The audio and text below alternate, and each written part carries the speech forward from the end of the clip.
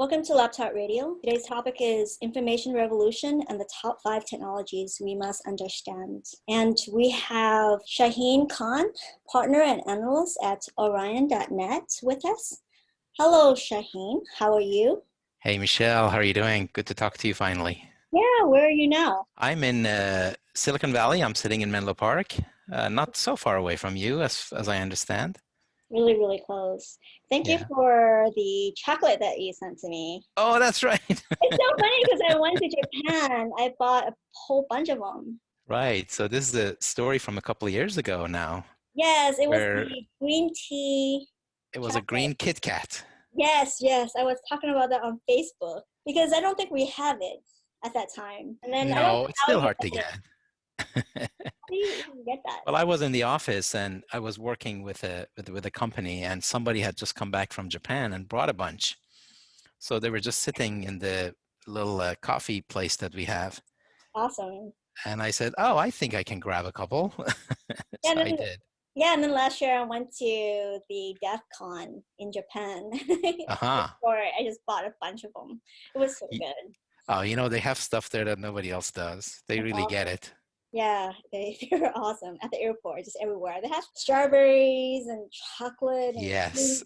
green tea. Oh my gosh. They have that giraffe-looking thing that is banana and chocolate and, Mhm.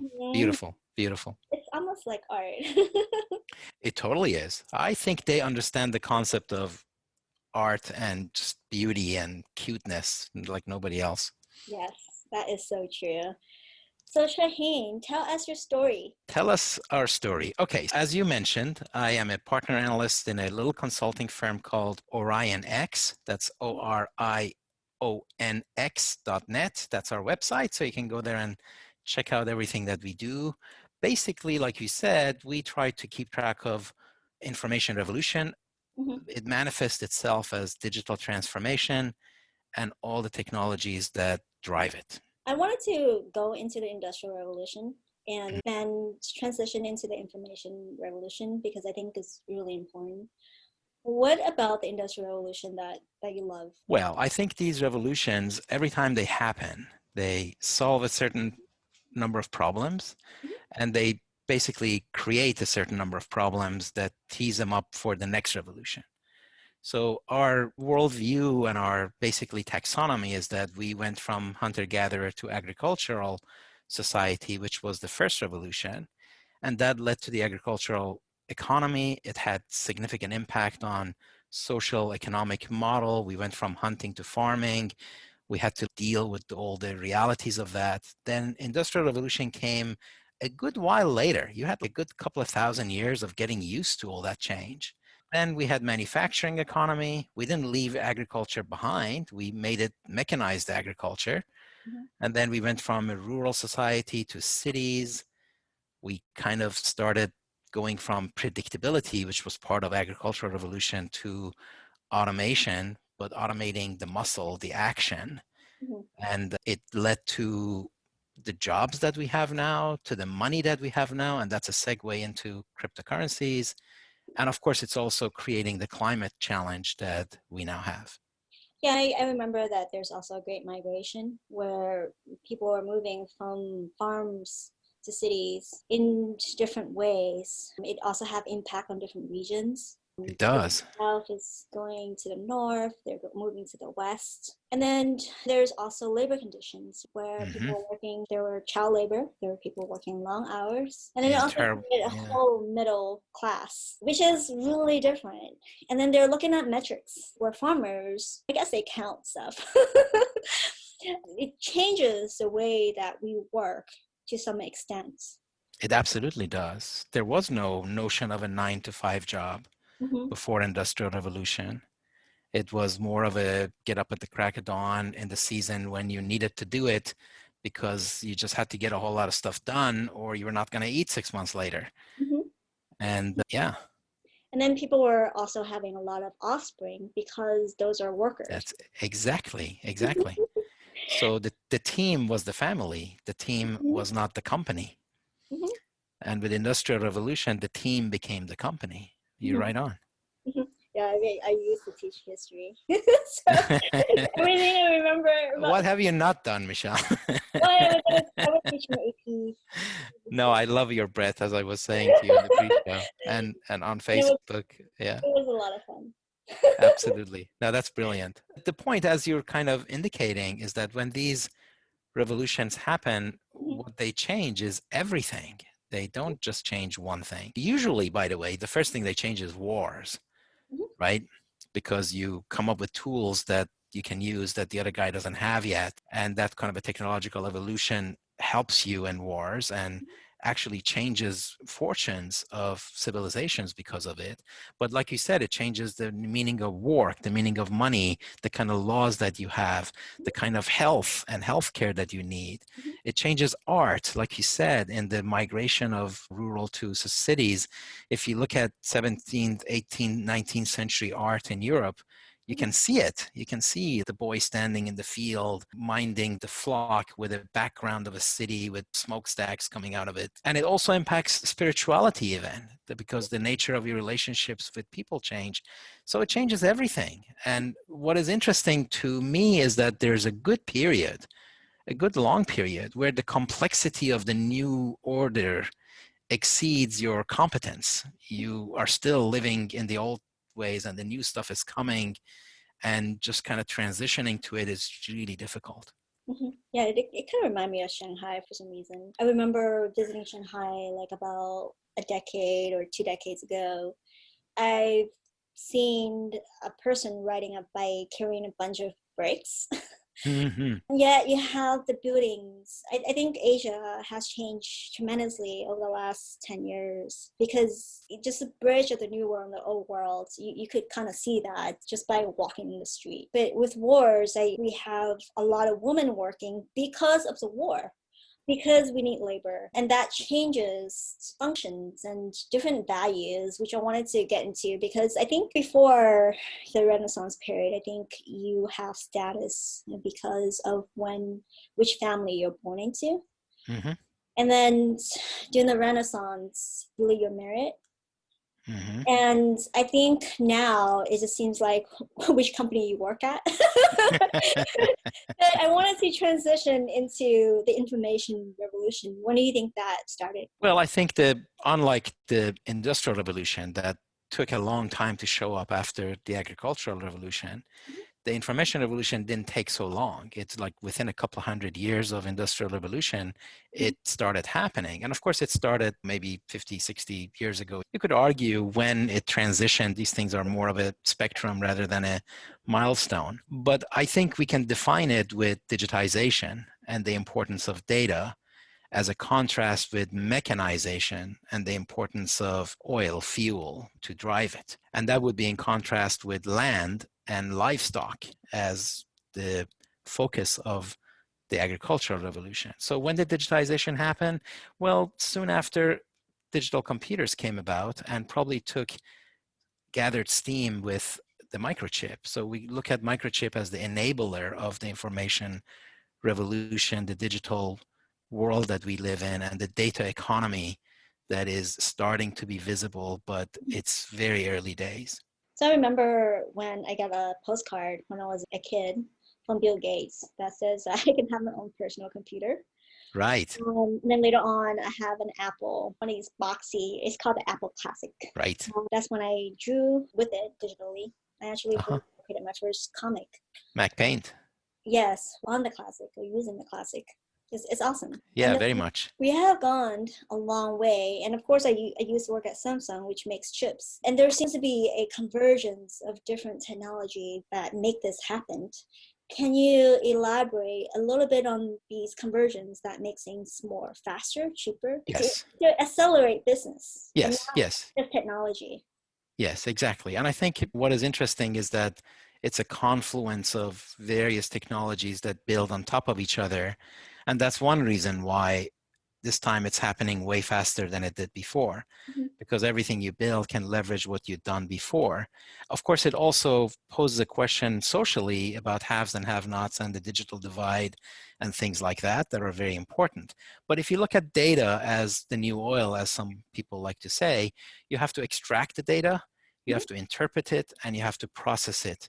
The extraction really leads us to IoT, Internet of Things, and 5G as an example of the communication technologies that are reducing the distance, as I call it, kind of the black hole of communication. Mhm. The interpretation of data leads us to high performance computing, analytics, artificial intelligence, and the processing of data really ends up being IT, information technology data centers, that is towards commerce, towards command, towards governance. And then the commerce part of it, of course, has to do with money, value, how you assign value, how you transfer value.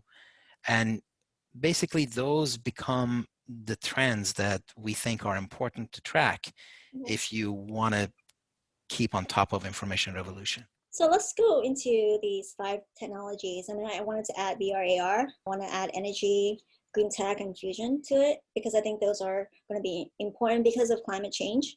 So let's talk about these. IoT. What is the Internet of Things? Well, the Internet of Things is about data is the new oil. It Mhm. is about data economy that sits in between atoms that are things and bits that are information, between a digital twin that mimics what you have in a physical thing and a physical twin that reflects what you might have in information. And it is fundamentally about a creation of what we call a data supply chain that will match the physical supply chain. What are some examples of that? Well, you kind of are already seeing it. The basic way is your cell phone. Your cell phone is a great example of IoT because it is a device that is the point of inception, point of control, point of sale, and it generates data that gets shipped to the cloud. And in the cloud, it gets processed and it gets made sense of, and it is used to then control and provide information and services that are coming back to the phone. Now, when you include like a air conditioner, let's say a smart air conditioner, Mhm. now you have a device that gets added to that mix. Now you have a phone that you can interact with the air conditioner with, but you can also manually interact with it. And you can also interact with it through the cloud. Mhm. So that device to mobile to cloud becomes the trio that you need to be able to put your arms around. Mhm.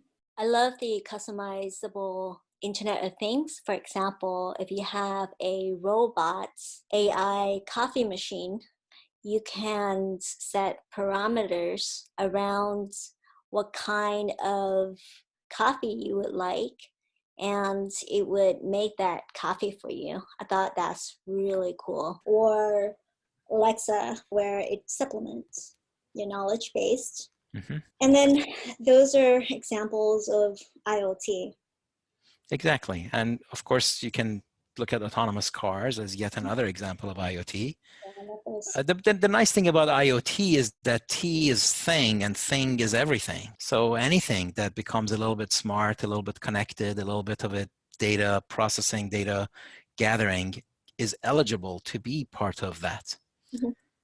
Including drones. And I cannot wait to have my own autonomous car. I think that is so cool. It's sure coming. Yes, yes. This is a really fine self-driving car that doesn't Now, have. of course, with your legal background, what we need that we don't quite have yet is the ethical framework for AI that can inform a legal framework for AI. I always have hope. I've seen companies that want to digitalize law or AI in a way. Things that concern me, of course, that concerns a lot of these IoT companies is strict liability, not That's giving right. people advice.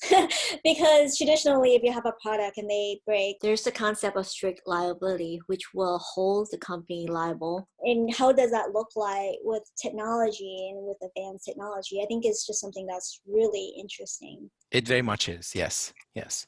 And then let's talk about 5G. And when I see 5G, I think of network, but not just traditional network. I think about gigabyte network. I think about mesh network. Just also not just network and how fast information could travel from A to B, but also the depth of how much information you can share as well.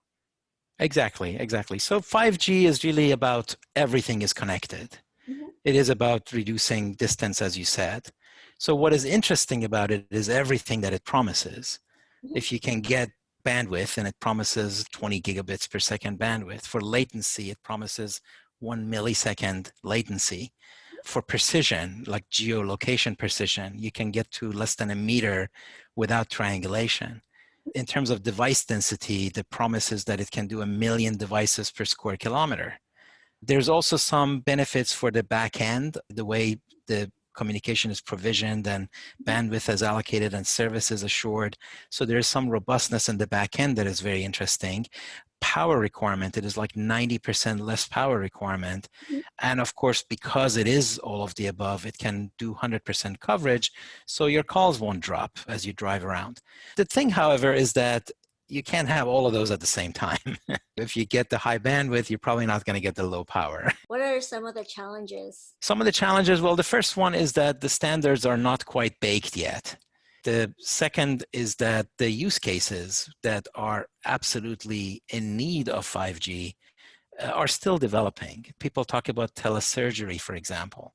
Mm-hmm. And that obviously is a very interesting use case, but it's going to be a while before people really submit themselves to a surgeon that is operating on them from across the country.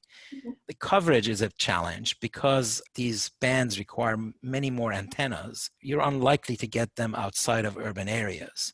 So really, a very good use case for 5G actually becomes autonomous cars in an urban area where you could, in principle, imagine a 5G antenna at every traffic light or every 100 meters or so. Yeah. So those are some of them.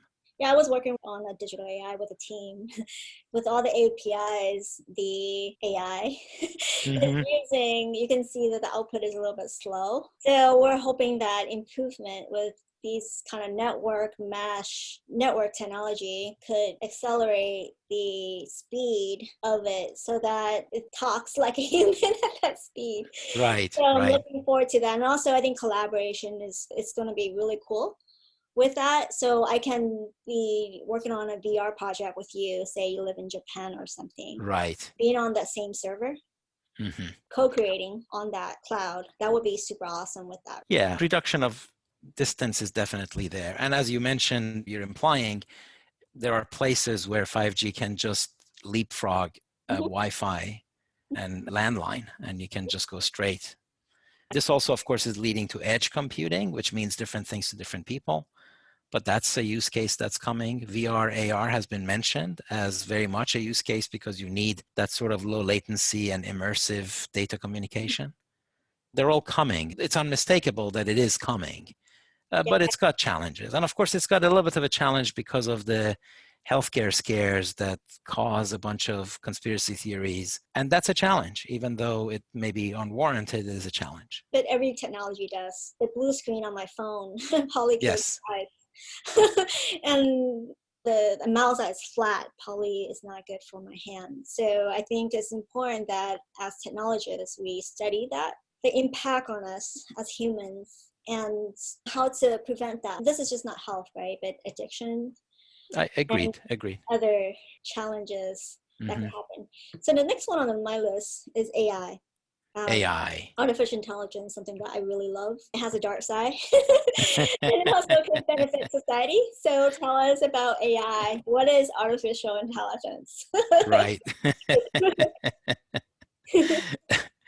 Well, before we do AI, we should do HPC for high performance computing, which is supercomputing, which is numerically intensive, data intensive computing. It's a discipline that's been around for a very long time, and it has pioneered a lot of technologies that have gone mainstream over time. Things like 64-bit computing or data visualization or scale-out computing. A lot of those things really came out of the HPC supercomputing world. And the thesis of supercomputing is that everything is computable. That if I have digitization, I have data. If I combine it with IT practices and science, engineering, mathematics, physics, and do some modeling, I can understand nature and predict it better. And in fact, AI really languished for 40, 50 years after expert systems and fuzzy logic and all of those things came out of the MIT labs and Lisp as a programming language. There was a big promise, and then it just sort of didn't pay off. It went away for a long time because it was just so complex. And neural nets were not new. They were existing back in the 90s, but there wasn't enough computational capability to use them. So fast forward to the early part of this past decade, and suddenly deep neural networks started working. Mhm. So now the thesis for AI is that intelligence is computable.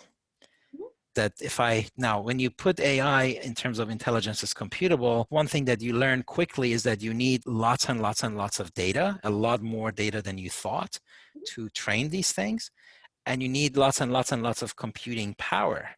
So you need supercomputing plus the fountain of data. So it kind of marries in some ways IoT, because IoT is the fountain of data, with supercomputing, which is where all the technologies are coming to do.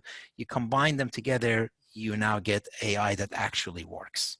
I love distributed computation. I used to help a nonprofit called Compute for Cancer. And by charging my phone, those computation is donated to power cancer research. Huh, But you need a lot of people to do that. you do, that's So right. you plug in the phone at night or when you're not using it. And if you have tons and tons of people doing that, that is a lot cheaper than Yes. paying for computation. That is awesome. In fact, this whole COVID challenge that's coming, that particular application has really become even more prominent. Mhm. So it is now able to provide really like one of the top 10, equivalent of one of the top 10 supercomputing powers Mhm. for that sort of genomic research. Then the challenge with that is that you need, because of computation and you need a lot of that, you need the whole village, not just the whole village, you need the whole planet to Yeah, modify you do. your behavior so that you create a one supercomputer. Right, right, right. So that's the challenge, is really getting everyone to modify their behavior. I mean, I guess it's easier to modify your behavior your Instagram because everyone want their pretty pictures. It's harder when you want everyone to plug in their phone to, Yes, instant gratification is easier than, yeah, latent one. yeah, even with all these gamification techniques. That's right. Which is so funny. Next is blockchain. Next is blockchain. That's right. And you know I love blockchain. So what is blockchain and why is that relevant? Or how did it become one of your top 5 technologies? Right, right. Well, it did because it is behind a few trends that are important. Mhm. One is that it is behind the assignment, tracking, and transfer of value. Mhm. And that is obviously being done quite nicely with existing money, but the concept of a digital money is growing, and there are many reasons for it, because fundamentally with digital money you can get better, faster, cheaper. Mhm. So our fundamental thesis is that with digital money you can disaggregate. It turns out that the existing money has so many different uses that are all baked into this one currency, and it is good at some of them, it's not good at some other ones. There's a cost and complexity involved with some of them. One of the nice things about digitization is that it disaggregates things. So if you have 15 things that are baked into one item, if you digitize it, you have a shot at separating those from each other. And once you disaggregate, you can then selectively reaggregate some of them for specific use cases in a very optimized fashion. So digitization then becomes the vehicle towards optimization, and digital money can give you that. Mhm. The other thing that it does is that whereas AI was about intelligence being computable, a blockchain is about trust being computable. That if you have the proper scale, if you have the proper natural physical distribution of entities and players and things, and if you have enough participation, and if you have needs for things like traceability or rights management or things like smart contracts, then blockchain becomes a very useful tool to use for those things.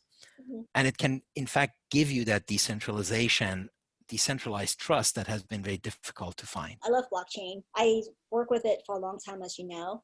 The Yes. the one thing that I really like about it is that you have AI. Of course, data could be anywhere. Coders can modify things. Countries are maybe corrupt. Poor people could be stayed, Yes. poor forever. Money could come and go. Titles could be changed. You have notary systems. You have Egger that keeps track of stocks and requires disclosure. Mm-hmm. Banks basically charge you tons of money to transfer funds and you don't have it right away. They can also make mistakes. IP could be stolen and changed, and there's really no accountability. Founders could be psychopaths and they could lie and cheat Yep. to build companies, and that hurt investors, right? Yeah. I think there's evil and good and everything in between, the gray area, the balance, and that spectrum. So the reason I love blockchain is because you don't need middleman, of course. You need a clearinghouse because it tracks stuff, but it also keeps us accountable, right? Mm-hmm. It's that transparency, that accountability that makes it important. So we just don't want any kind of data. We want quality data. Why do we want quality data? Because how do we analyze data if most of the data has been modified? I think that's an incredibly important point you just raised, and that's the provenance of data, its accuracy, its validity, and blockchain can certainly be a solution in that world. Now, like other use of blockchain, it does require presence, participation, and power, as I call it. So people need to participate and you need enough electricity to run the whole thing. But as a contrast with the traditional centralized trust, which is faith, fees, and fiat, it can be lower price and cost in some ways, but it is risky in other ways. In fact, one of my conclusions of this blockchain thing is that trust really is expensive no matter how you cut it. Mm-hmm. Which the corollary is that if you do have it in your life, cherish it. This is a really gift that you got. I think each one of these technologies have its challenges. How many blockchain developers are out there really now who could operate a node or even know what that is, right? In And fact, in my future worlds, instead of having distributed resolution or even issues run by people that are hired by that company, are they really neutral? Probably not. What if they're decentralized and decided by people that are almost near neutral, probably not 100% neutral? Would that be better? Probably. I think there are some companies that are using that to solve bugs in the computer world or any issues, security hacks and stuff like that. What if they are anonymous, right? And there's some systems to track and reward that. Even major issues today like Facebook, where we are the data and we make $0 unless we yes, buy stock for the company. What are we rewarded for things we post and how engaging we are? Instagram, for the pictures that we post, for the community that we built. Should we earn a percentage? So that's tokenization.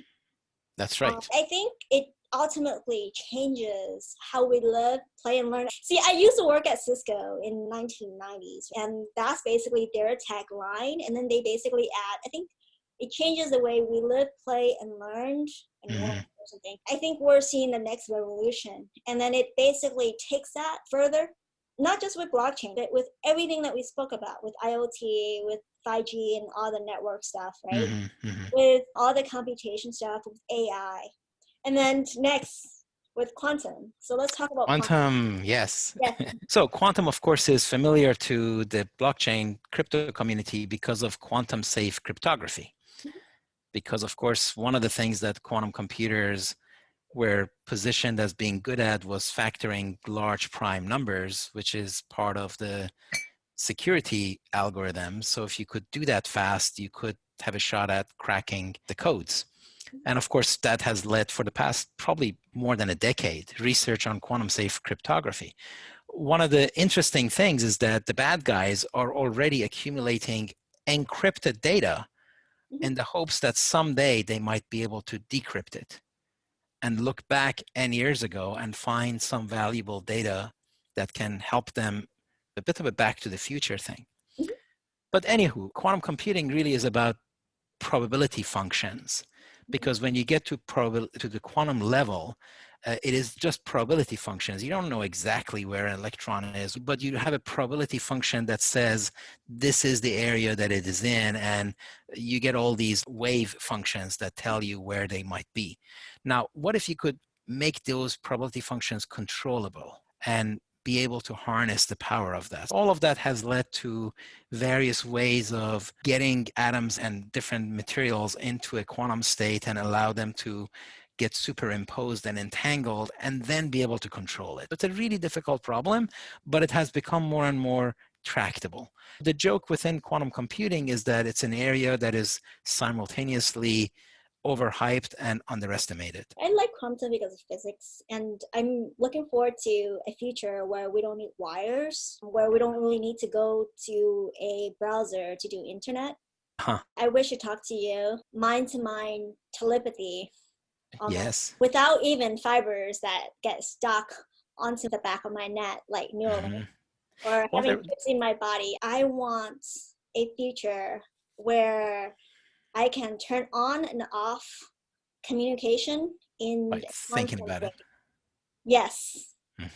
There was a research demonstration, I think it was University of Washington in Seattle, where they were in fact doing some level of mind control and using brain waves to communicate to somebody else, to communicate to a thing. Obviously can do it with eye movements, that's already there, but to just use brainwave is there too. They're working on it. Yeah, I was going to consciousness hacking, and we had a project a long time ago, like a couple years ago, where we're playing with brain synchronization. So, Uh-huh. so we created like a research with this wire that we put on our head, and we're using waves. And then you'll think of a shape, Uh-huh. and then I'll guess what it is. I think I have that on Facebook. Yeah, we were kind of crazy, but I thought that was kind of fun. So for all the Star Trekky folks, the Vulcan mind meld may happen yet. It may happen. I think it's both hype because I think we're not there yet. And because with that, I'm into artificial soul, artificial love, artificial consciousness. So when you really think about that, I think quantum plays a big part of it. You know, quantum and AI is part of that because you need data to do that. And then That's right. Yeah. high computation. In fact, quantum machine learning is a pretty vibrant area.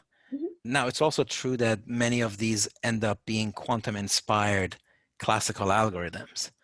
That you try to have a quantum algorithm, so you dream up a new way of doing it with a quantum computer, and then you say, hang on a second, if I implemented this on a classical computer, I would be better off too. So then you bring it back into the classical world. I think there's still a lot of experimentation that needs to be done to make things like science fiction into reality. But quantum communication is already happening, and they have in fact demonstrated some sort of quantum data propagation. I think there was one between China and Austria. There's presumably some quantum key distribution, QKD, that is available to financial institutions already now, where the key is sent in a quantum way, but the data is sent in a normal encrypted way. And that's already better because the key is now known to be absolutely indestructible. And if you look at it, it disappears. Yeah. That's awesome. Like super, super awesome. Okay, so we've done the top 5 technology. I wanted to add VR and AR because that's regarding reality and the distortion of a reality or reality distortion. We all know about reality distortion fields in that kind of mysterious way, but let's talk about using technology to allow for reality distortion. So what is VR and what is AR? Well, virtual reality, augmented reality, obviously people end up gravitating to augmented reality because that is easier to perceive yourself in it, even though virtual reality could also be. Now, in the old days, there were things like graphics, visualization caves, and SGI had reality centers that were like a holodeck, equivalent of a holodeck.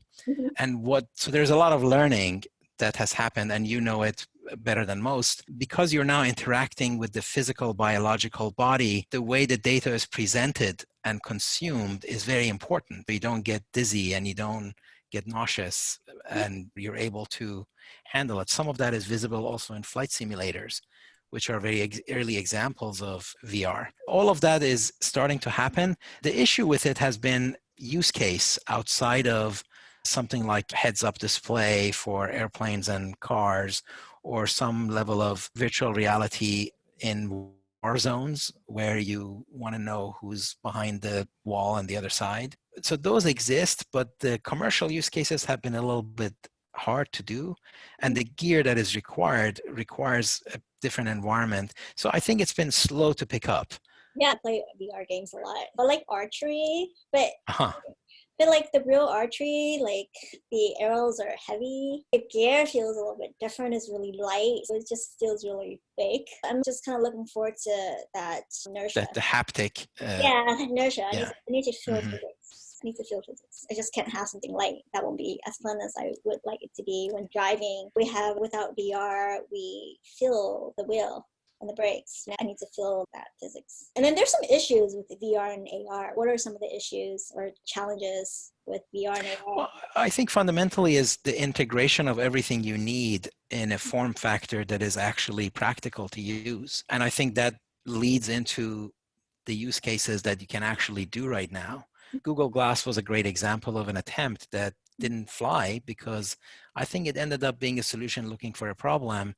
And even though you could come up with some use cases like the medics that show up on site, but it didn't pan out. I think it was because the use cases aren't quite there yet.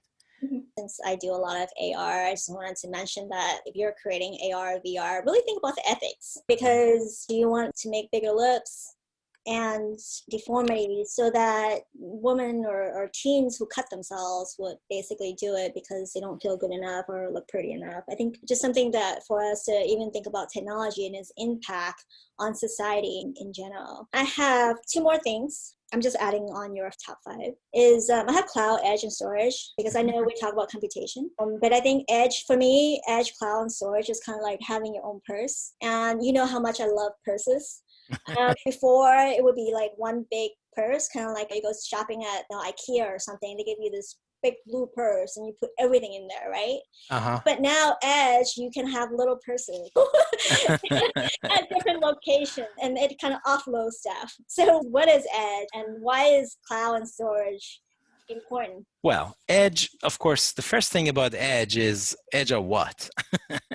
Because anything that can be defined as its own scope will have its edges that it can point to. If you're sitting inside the data center, the edge of the data center is a very real edge. If you're sitting inside an office, there's an edge of the office. Within the context of IoT, we define it as the far edge, the near edge, and the mobile edge. And those are all 3 manifestations of edge that are really good and valid. But to me, there's another aspect, and that is computational model. That is a distributed, decentralized computational model where you can count on resources that are far away from you that you may or may not be able to control. The services that they offer may or may not be either known or predictable or consistent. And how would you create an application that can operate in that environment? So in many ways, it ends up being about that computational model. And within that, then it becomes a question of when do you move the data and when do you move compute? Is it better to move compute to data, or is it better to move data to compute? And that's basically a function of how much data and how much compute. And 5G is really disrupting that.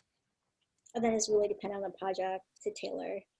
So my last one, and I wanted to mention this because of climate change, and I don't really care about the political side of climate change, or I can even call it climate shifts, Right. because I see it in real life. I went to Vegas last year. I drove there on the 26th, and there were actually snow on the freeway from LA to Vegas, and you see snow in the mountains. There's actually no snow on the street, and that has changed. A few days ago, we have orange sky in California, and we have raining ashes. So yes. Fusion is usually a moonshot in clean energy. What is fusion, and what is important about clean energy? Well, I think that, in fact, what you mentioned in climate change is one of the problems that industrial revolution has created, that the information revolution is supposed to solve.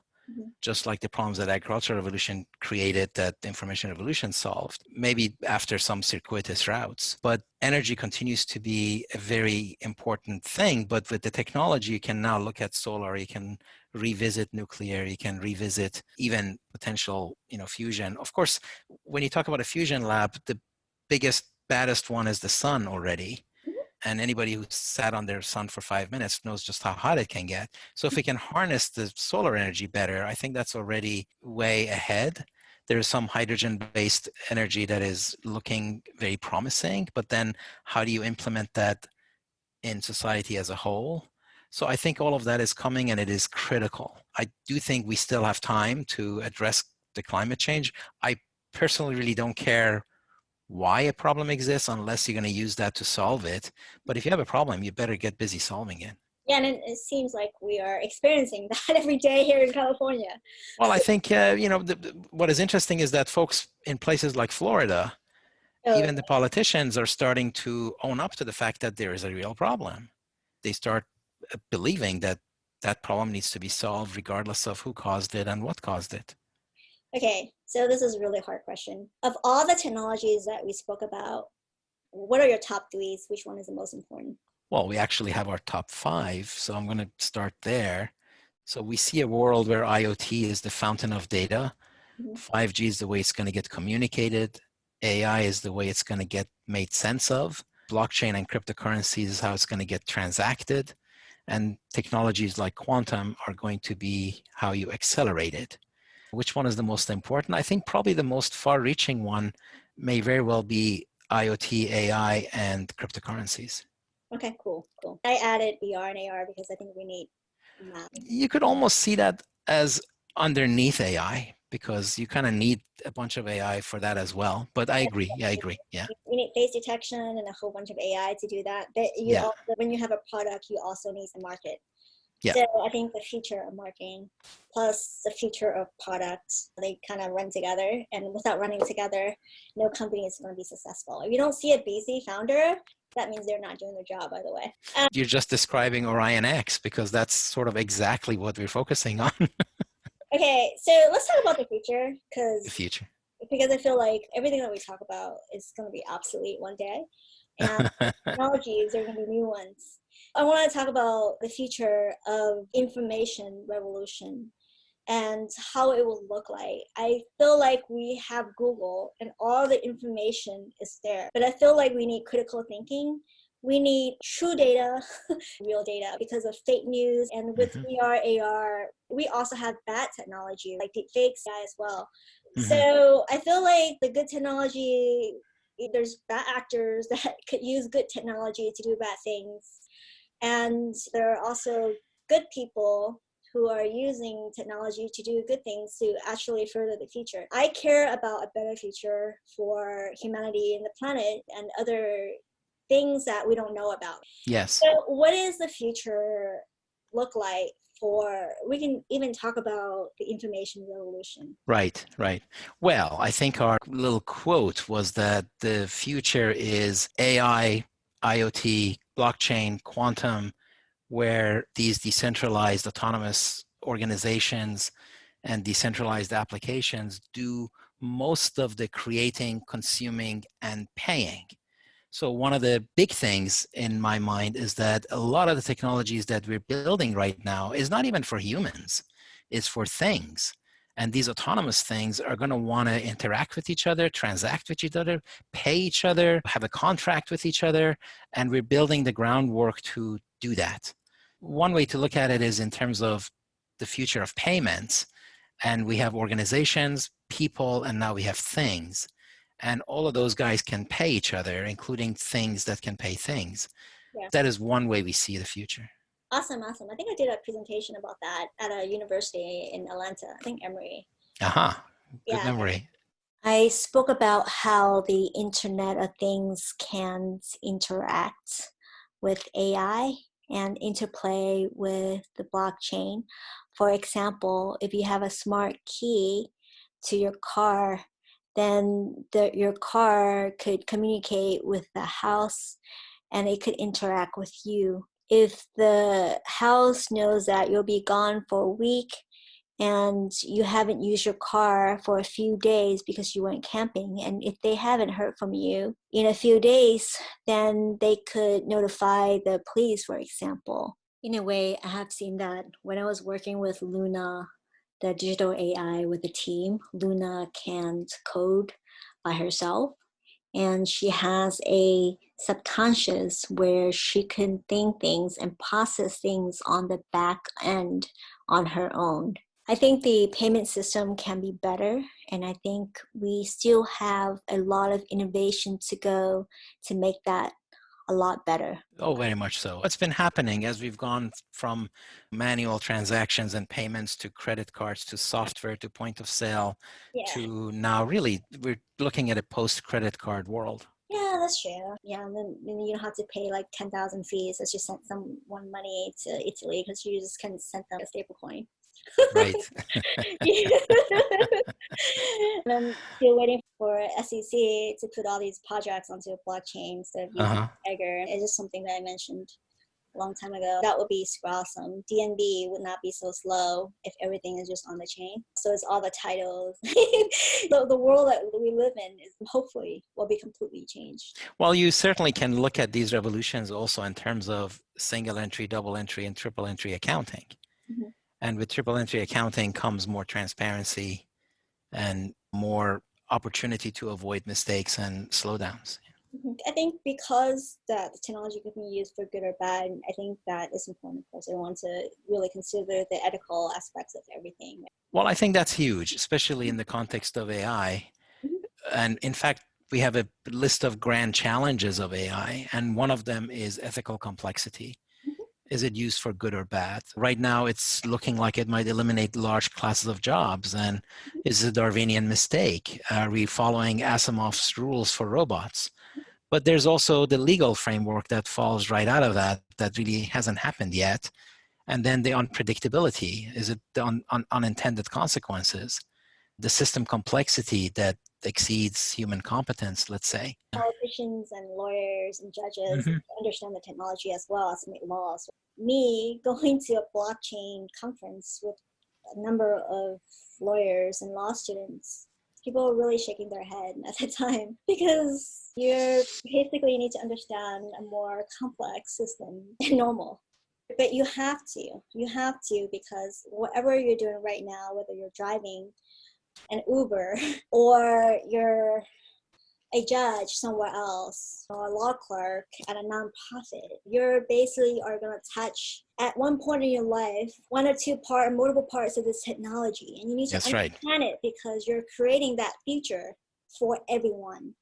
And in order to be responsible and to make ethical legislation and bills and law that impact the whole world, right? Because we're That's right. becoming more global and global. You just need to educate yourself and spend time doing that. Well, There's no way around that.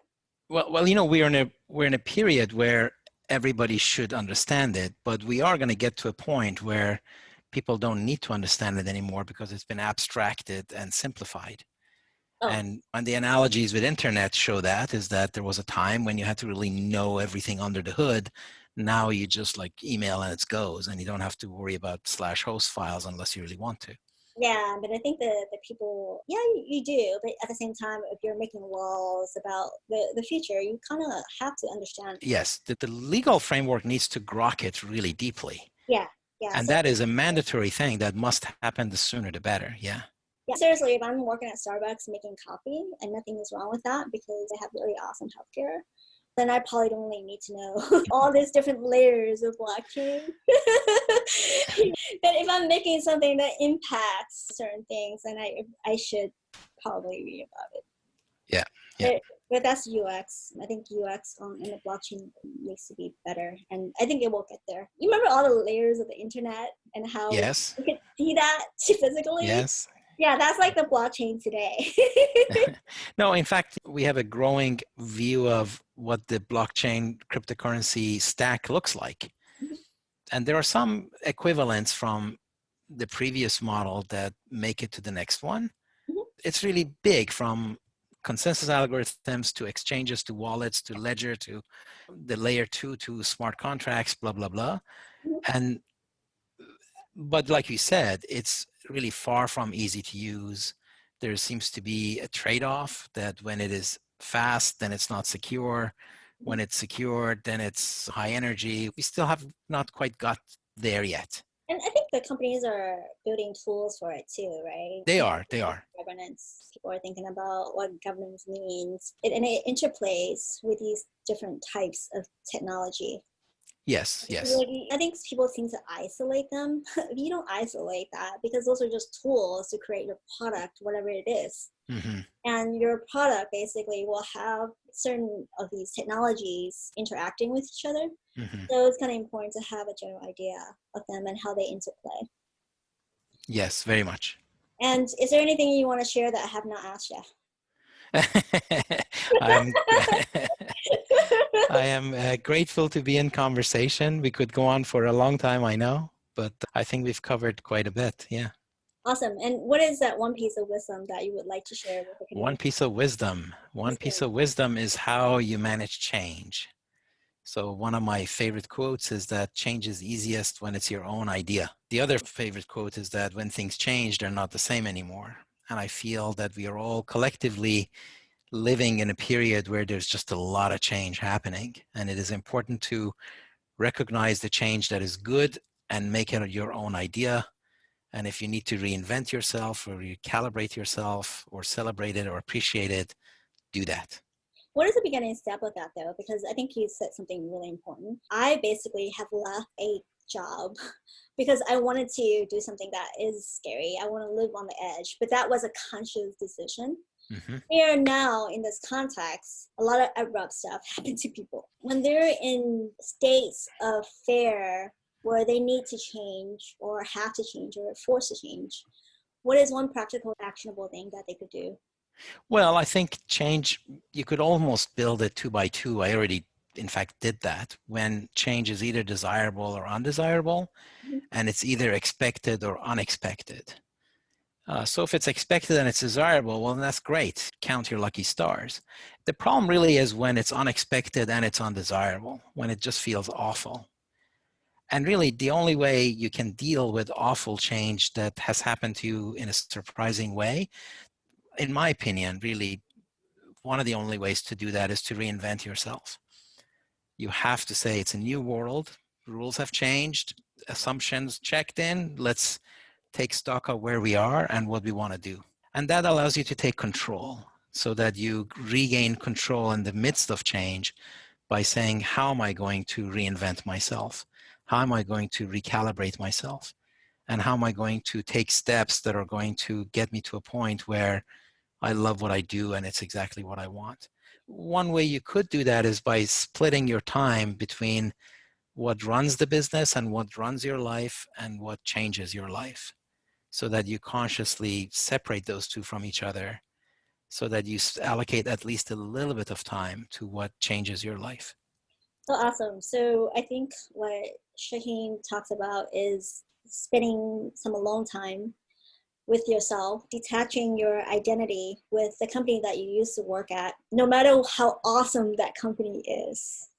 And to really think about and look into yourself, there's just really some self love and self care there, Mm-hmm. and understand, learn about yourself and what you would like to do and how you would like to contribute or make money because that is your choice, Mm-hmm. and to really understand and embrace your choices. I suggest alone time or being by yourself because people are awesome, your family is awesome, but ultimately it's about you and your livelihood. And I think life is short. So it's really important to really think about how you want to live that life. You could either party or you can kind of go and reflect on those changes. Yep. As there is an information revolution going on right now. Indeed. Okay. Good Thank you, stuff. Shaheen. Thank you. Good to see you again. Actually, good to see you for the first time This is and talk fine. to I you. know. That's right. Amazing. Yes. All right. So delighted. Thank you. Bye. Okay, bye-bye.